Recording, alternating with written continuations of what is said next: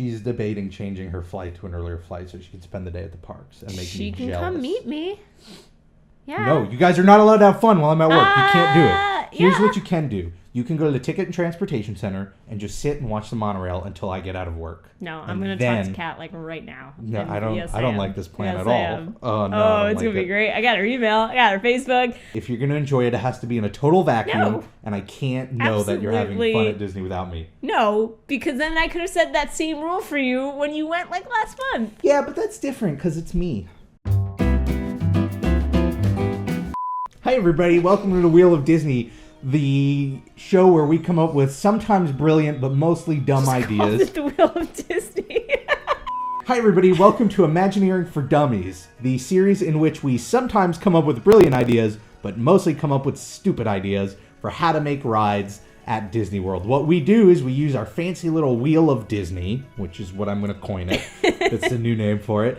And we pick a Disney movie at random, and we pick a Disney World ride at random, and then we try and come up with a concept for the two getting mashed together. And now we're doing it live and in person this month. I know. So we had to move the wheel from the computer to the iPad. So we're going to do that. We're going to start with movies. It's been a real tech upgrade. It's going to be, yeah, I know. I don't think it could be seen visibly. It's the tiniest little wheel ever. Just zoom in. People ask where this wheel comes from. It's Wheel Decide. Anyway, let's figure out what Disney movie we're going to do here. We'll even turn on the audio. This is so exciting for me to see this in person. The audio's not working. No. Toy Story 3. Oh my god, it's been a really long time. Interesting. I haven't seen that since theaters. I do know I cried in the first 10 minutes. Right, the only scenes I remember are the sad ones that you don't want to relive, but we're going to relive them. Woo. All right, now let's check Disney World attractions. Here we go. What does the wheel say? The American Adventure and Toy Story 3. Cool. Okay. This is easy. Wait. My first thought here is it just have to be based around Toy Story 3, like that story as a whole? You want to do Toy Story as a whole. Well, because my thought is you're going to have all these characters in it anyway, right. And let's not limit ourselves, but let's use it as the basis. Well, here's the way I'm looking at it. Toy Story 3, latest in the series, which means everything, because in Toy Story 3, they recognize that 2 and 1 happened. Like, it's not like a vacuum anthology. So, I feel like anything in Toy Story is fair game. Okay. Just that it's up to, if it had it been Toy Story 2, we would have had to omit anything from Toy Story 3, is what I'm saying. Got it. So, first off, we totally need to keep Mark Twain. Yes. I think we need to mash up like Mark Twain and Buzz Lightyear somehow. I think Mark Twain and Woody makes more sense. But what if you have Mark Twain and you have Ben Franklin in The American Adventure? You have Woody and Buzz. Who do you think is whom? Like, who do you think is closest to who? I feel like Mark Twain and Woody are like that, and then Buzz and Ben Franklin. Yeah. Ben Franklin was always like, discovering electricity and stuff, and that's sort of as sci-fi as you could probably get there. In real life. Right. So I feel like that's a good parallel. Okay. So what if? So wait, are we mashing up Toy Story in America? Is that where we're going right now? Okay. Also, there has to be some really sad parts because Toy Story 3, there needs to be like some serious emotional nostalgia. Right. Because I think that was a big part of why I cried. So should and then a big scary part in it. Should this attraction feature a part where the actual Buzz and Woody animatronics are nearly burnt to a crisp in a garbage, burning facility? Or recycle plant, or wherever it is. We could get that conveyor belt across the stage and just like flames, real flames. Yeah.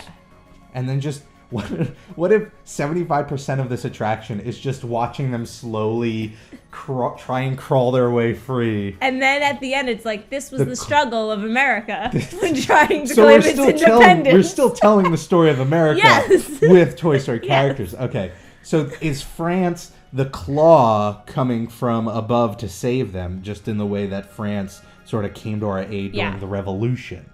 So So do we give all the aliens French accents? Yes. Ooh, the claw.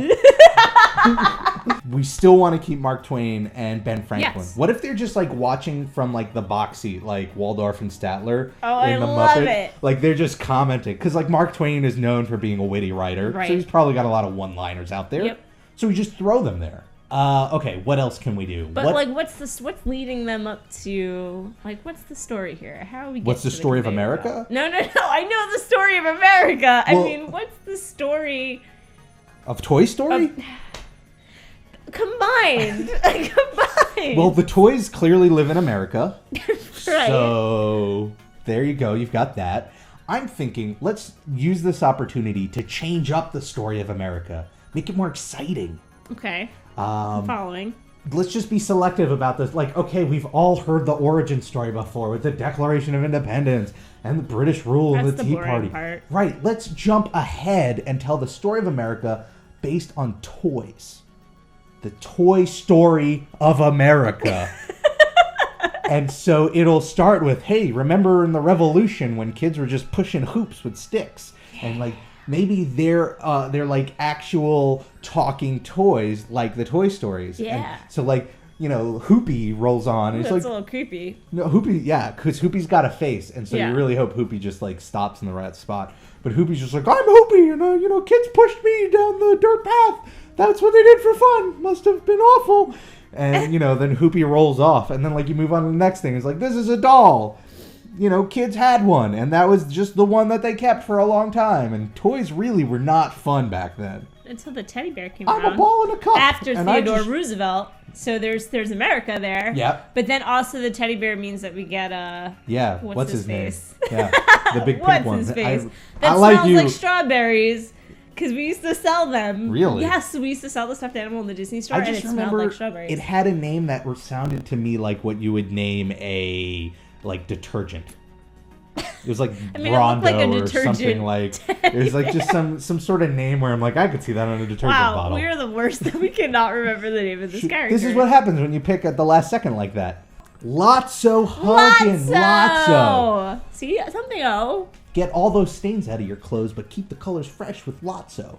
So we're telling the story. We've got the hoop, we've got the cup, we've got the teddy bear. You know, but then things get to explode really fast. All of a sudden, boom, you've got a Game Boy and a Tamagotchi, and you've got Furbies. Skipped right over Barbies. Yeah, no, forget them. G.I. Joes. Even though Barbie and G.I. Joe are both actually in Toy Story.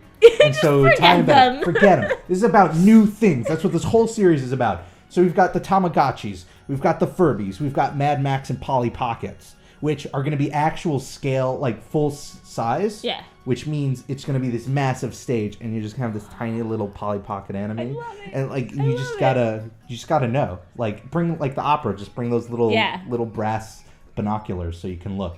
What other toys can we throw in there that like everybody loves? Remember Monsters in My Pocket? Yeah. Just creepy crawlers. Creepy crawlers. Oh. Whoa, there's a good scary moment of the show. We've got some creepy crawlers coming out on the stage. You do like the little animal kingdom, you know, like bugs behind you in the seats, and you're like, make it a 4D attraction. And so it is the story of toys within America.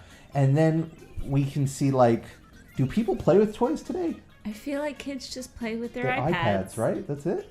So maybe that's like the sad part. Do we want the end of the show to be sad? Don't we want it to be uplifting? Isn't that the whole part so of should the uplifting America? Part be... Okay, so we need an uplifting part. You know, that song that I don't understand? America, spread your golden wings. Well, the real question is there an uplifting end of the story of toys in this country? Well, in Toys... Do people still play with toys?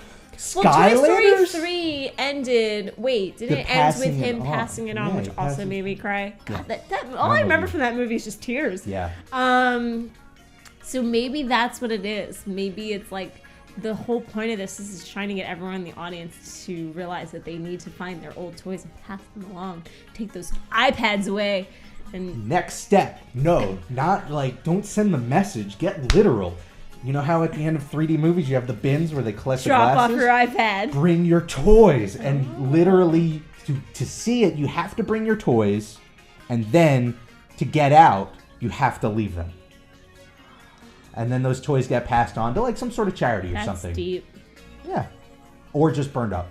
And then just a montage of America at the end. Same montage. Just keep it. Keep it all the same. Song. Yeah. Why not? Let's get all the toys singing it.